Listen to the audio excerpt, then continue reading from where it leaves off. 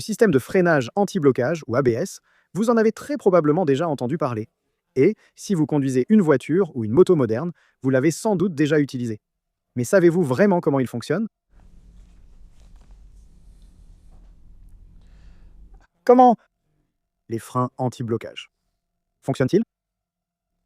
L'ABS se sert de capteurs de vitesse pour détecter si une ou plusieurs roues risquent de se bloquer lors du freinage. Si une roue tente de se bloquer, des valves hydrauliques réduisent le freinage sur celle-ci. Cela empêche le dérapage et vous permet de garder le contrôle de la direction. Cela semble assez simple.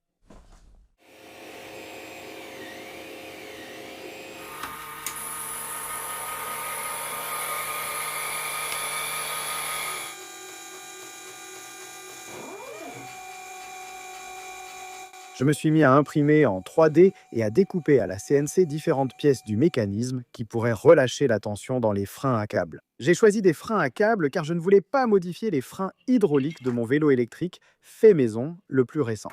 Le vélo que je veux tester a des pneus de route plus étroits.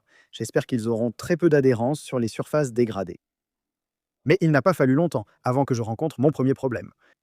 Voici le mécanisme ABS qui relâche la tension du câble de frein. Mais il y a un gros défaut dans cette conception. Le moteur pas à pas n'est pas assez puissant. À l'origine, moi, j'utilisais ce moteur pas à pas qui a un couple de 1,2 Nm et le nouveau a un couple de 2,8 Nm. Et ce n'est toujours pas suffisant pour maintenir la tension du frein. Si je serre le frein arrière, il ne perdait pas. Donc je vais devoir repenser tout ce mécanisme. J'ai repensé le mécanisme pour offrir au moteur, pas à pas, un meilleur avantage mécanique avec des leviers de différentes longueurs. Cela signifiait que le moteur devait tourner davantage, mais appliquer aussi plus de force pour contrer la tension dans le câble causé par ma main. Ce qui voulait aussi dire que le temps de réponse serait légèrement plus long. Mais ce n'était pas mon souci principal, car j'ignorais que les freins sur jante devenaient inefficaces, après avoir roulé sur l'herbe mouillée.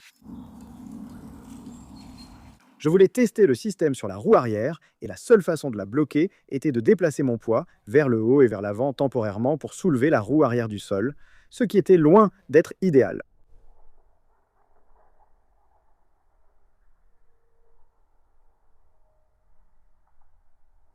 Après avoir ajusté le mécanisme 4 fois, j'ai abandonné et choisi un vélo avec frein à disque hydraulique. Si tu fais partie de mes abonnés, tu reconnaîtras sûrement ceci comme étant mon vélo électrique fait maison. Avant cette vidéo, j'ai retiré la transmission car les batteries haute tension interféraient avec l'électronique de l'ABS. Pour mesurer avec précision la vitesse de la roue, j'ai fabriqué un disque imprimé en 3D comportant 120 fentes. Un capteur est monté sur la fourche, il possède un faisceau infrarouge qui traverse les fentes du disque. Lorsque la roue tourne et que le faisceau est coupé ou rétabli, le capteur envoie un signal haut ou bas, permettant de calculer la vitesse de la roue jusqu'à 50 fois par seconde. Intéressant, j'ai constaté que cette technique de mesure de la vitesse était utilisée sur une moto avec un freinage anti-blocage. En remontant le cadre, il y a une boîte noire qui contient l'électronique qui va contrôler le système ABS. Dans la boîte noire, une carte Tinci 3,6 exécute le code Arduino et dispose d'un emplacement pour carte SD pour enregistrer les données des tests, ce qui devrait aider à optimiser le système. Quand le code Arduino détecte que le frein doit être relâché, il envoie puis des impulsions au pilote du moteur pas à pas dans le grand dissipateur thermique. Il transmet alors de l'énergie au moteur monté sur le guidon pour le faire tourner. Le mécanisme pour relâcher le frein est vraiment simple. C'est juste un long levier qui est fixé au levier de frein et attaché à un petit bout de corde. La corde permet d'utiliser le frein normalement, mais si besoin, le moteur peut tirer sur le levier, s'opposant à ma main et relâchant le frein. Avant de tester ce système, discutons du fonctionnement possible de l'activation d'un système de freinage anti-blocage. Donc, vous avez un véhicule qui roule à vitesse constante et la vitesse de rotation de la roue est telle que la partie la plus extérieure du pneu se déplace vers l'arrière à la même vitesse que la route par rapport à la voiture. Lorsque les freins sont appliqués, si la friction entre le pneu et la route est trop faible, les roues vont glisser. Comment l'électronique de l'ABS détecte-t-elle et sait-elle que la roue glisse réellement? C'est en fait une question assez complexe à répondre, alors essayons d'y arriver en utilisant d'abord quelques approches assez logiques. On peut d'abord dire que la roue glisse quand sa vitesse est nulle, donc lorsqu'elle arrête de tourner. Ayant un capteur de vitesse sur la roue avant de mon vélo, je peux programmer l'électronique pour relâcher le frein quand la vitesse atteint 0. Maintenant, ce que je vais réellement faire, c'est le programmer pour relâcher le frein lorsque la vitesse est inférieure à 0,5 mètres par seconde. C'est un peu plus d'1 mile par heure. Et la raison à cela, c'est que parfois le capteur peut indiquer 0,0001 mètre par seconde et le frein ne sera pas relâché. Donc, le frein sera relâché lorsque la vitesse sera inférieure à 0,5 mètres par seconde. Essayons cela.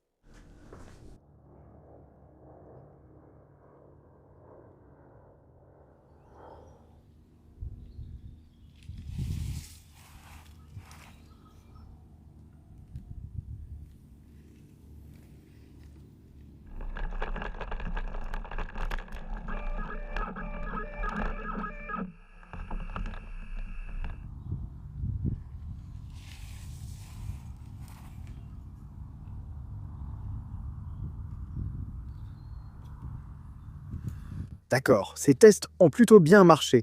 Cela prouve que le mécanisme peut relâcher la pression du frein de ma main et faire tourner la roue. Le seul problème, c'est que c'était très lent.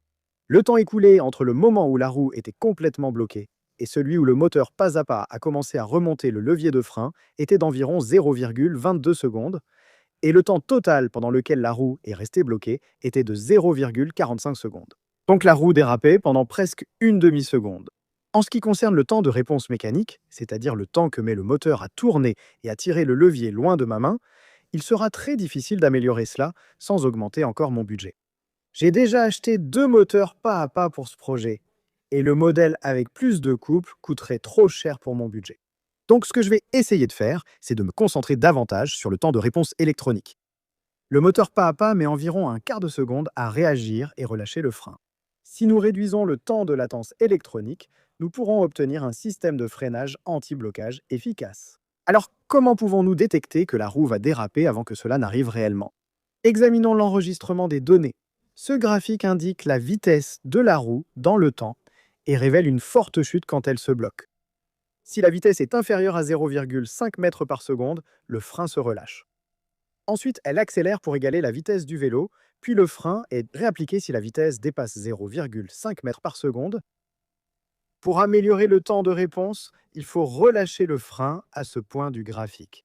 Voyons si tracer la décélération de la roue nous donnera une meilleure idée. Ce graphique d'accélération montre 3 creux et pics distincts qui indiquent quand la roue ralentit jusqu'à un dérapage ou accélère pour retrouver la vitesse du vélo.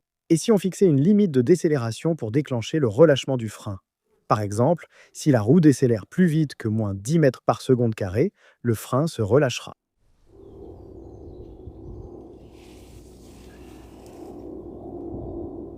Cette fois, le moteur pas à pas a mis 0,11 secondes à commencer à bouger, ce qui signifie que nous avons réduit de moitié le temps de réponse électronique. Mais il y avait un petit problème. Il n'a complètement relâché le frein qu'une seule fois.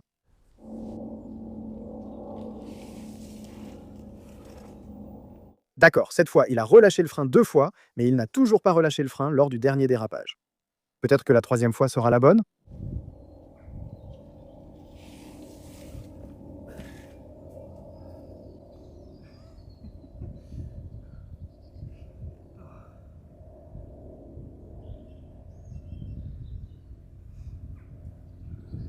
J'ai analysé les données et les images au ralenti, et j'ai constaté que la décélération est seulement une valeur de pointe, ou plutôt creuse car elle est négative. En résumé, cela signifie que le frein se relâche seulement temporairement et ne reste pas ouvert jusqu'à ce que la roue reprenne de la vitesse. Donc, dès qu'il détecte que la décélération devient vraiment faible, il relâche simplement le frein et le remet instantanément, ce qui ne laisse pas assez de temps à la roue pour reprendre de la vitesse avant de réappliquer le frein. On pourrait corriger cela en ajoutant un léger délai à la période de désengagement du frein. Par exemple, le frein pourrait être désengagé pendant un quart de seconde, donc le frein est relâché, puis il attend que la roue reprenne de la vitesse avant d'être réappliqué. Mais le problème avec cela, c'est que dans certaines conditions, le frein pourrait simplement être désactivé pendant un quart de seconde sans raison, ce qui pourrait donc allonger la distance de freinage du vélo. À ce stade, vous vous demandez sûrement si les systèmes de freinage anti-blocage sont vraiment simples. Avant de préparer cette vidéo, je pensais la même chose. Au cours de mes recherches, j'ai trouvé de nombreuses solutions différentes pour détecter quand la roue est sur le point de déraper avant qu'elle ne le fasse réellement. Mais la majorité d'entre elles semblent toutes se résumer à une variable appelée le taux de glissement. Le taux de glissement compare la vitesse de la roue à celle de la voiture. Si la roue ne dérape pas et adhère totalement à la route, le taux de glissement est nul. Si la vitesse de la roue est de nulle, donc qu'elle est complètement bloquée et qu'elle glisse sur la route, alors le taux de glissement est de 1. Le taux de glissement idéal varie selon de nombreux facteurs, et en cherchant taux de glissement sur Google, vous verrez sûrement un graphique similaire à celui-ci. Ce graphique montre que le taux de glissement permet à la roue de tourner un peu plus lentement que la vitesse du véhicule dans une certaine plage. Mais si cela sort de cette plage, où la vitesse de la roue est bien inférieure à la vitesse de déplacement du véhicule, alors la roue doit être en train de s'arrêter et va donc commencer à déraper. Donc ça paraît assez simple finalement. Si la roue tourne plus lentement que le vélo n'avance, alors il suffit que je relâche la pression sur le frein et je devrais pouvoir garder le contrôle. Malheureusement, ce n'est pas simple car je ne peux pas mesurer facilement la vitesse de la moto si une roue glisse. Avec une voiture, vous avez 4 roues. Donc si une roue glisse, il vous reste 3 autres roues pour mesurer la vitesse de déplacement de la voiture. Vous pouvez comparer ces 3 roues à la roue qui glisse et relâcher le frein sur cette roue. Mais avec un vélo, comme la roue avant est la plus importante à ne pas faire glisser, vous n'avez que la roue arrière comme référence. Et si cette roue arrière se soulève du sol ou se bloque, vous n'avez plus aucune autre référence pour détecter ou mesurer la vitesse à laquelle le vélo avance. Voici donc mon plan. Dans la boîte contenant l'électronique, j'ai aussi monté un accéléromètre. Celui-ci servira à mesurer la décélération du vélo. Maintenant, ce qui va se passer, c'est que lorsque j'appuie sur le frein avant, il y aura une décélération qui activera le mode d'activation de l'ABS. Ce que cela fera, c'est qu'il enregistrera la vitesse initiale de la roue avant qu'elle ne commence à déraper et il lancera également un chronomètre.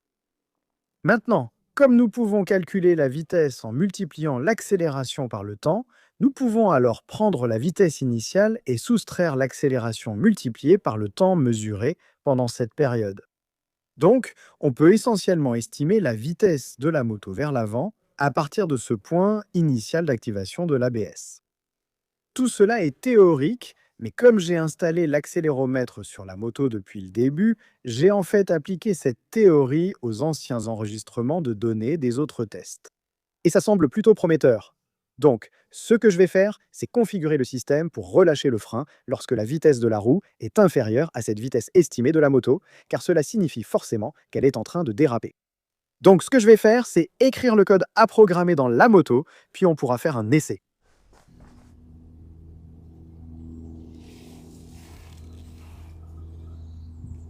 Ça m'a paru plutôt bien. Faisons encore quelques tests pour vérifier la fiabilité.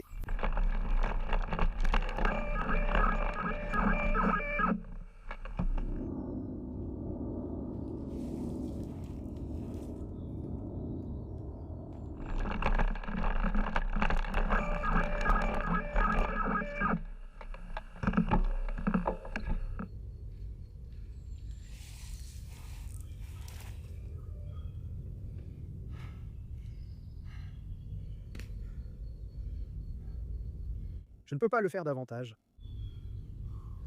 D'accord, ça fait 3 tests réussis de suite, tous sous contrôle.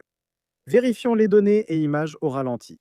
Selon les 3 tests réalisés avec le relâchement du frein par taux de glissement, le temps moyen entre l'arrêt de la roue et le démarrage du moteur était de 0,0423 secondes et le temps total entre le blocage complet de la roue et le relâchement était de 0,311 secondes. Ce système de contrôle du taux de glissement estimé par accéléromètre est environ 30% plus rapide que celui déclenché à vitesse nulle.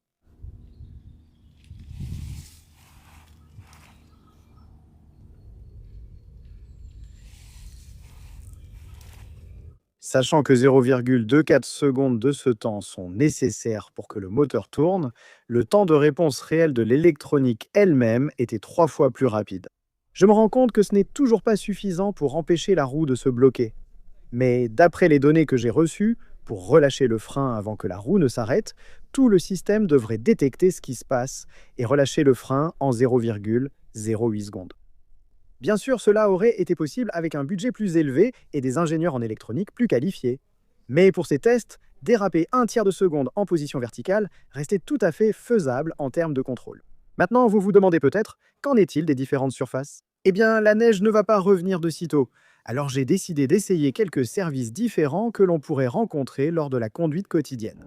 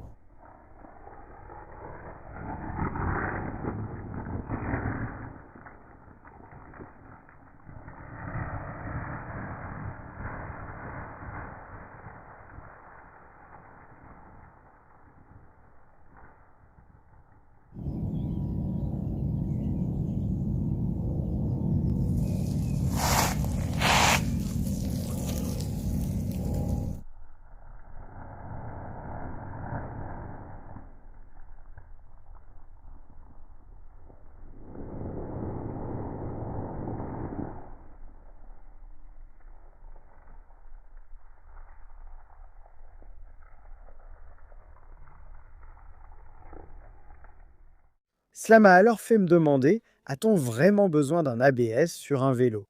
Je ne me souviens plus quand j'ai eu un accident à vélo seulement à cause du freinage. Évidemment, sans compter les tests de cette vidéo.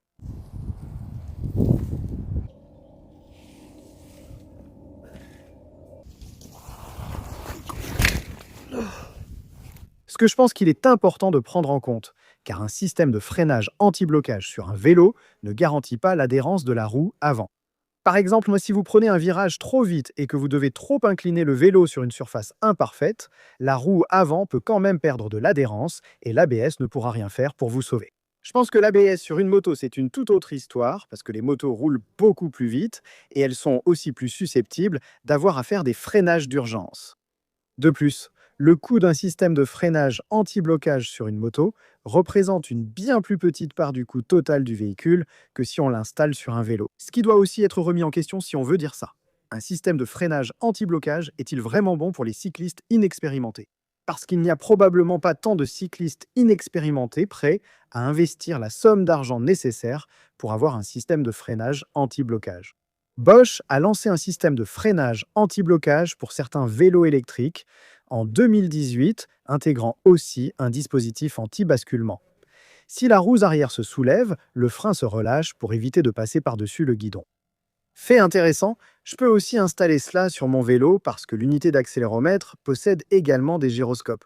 J'ai lu un avis sur le système de vélo électrique Bosch sur e-bike-mtb.com et il disait que l'ABS pour vélo électrique de Bosch est la solution parfaite pour les vélos électriques de location, c'est-à-dire pour les touristes. Et je pense que c'est un excellent point parce que je ne crois pas qu'il y ait beaucoup de personnes inexpérimentées en cyclisme prêtes à dépenser la somme nécessaire pour obtenir un vélo équipé d'une unité ABS.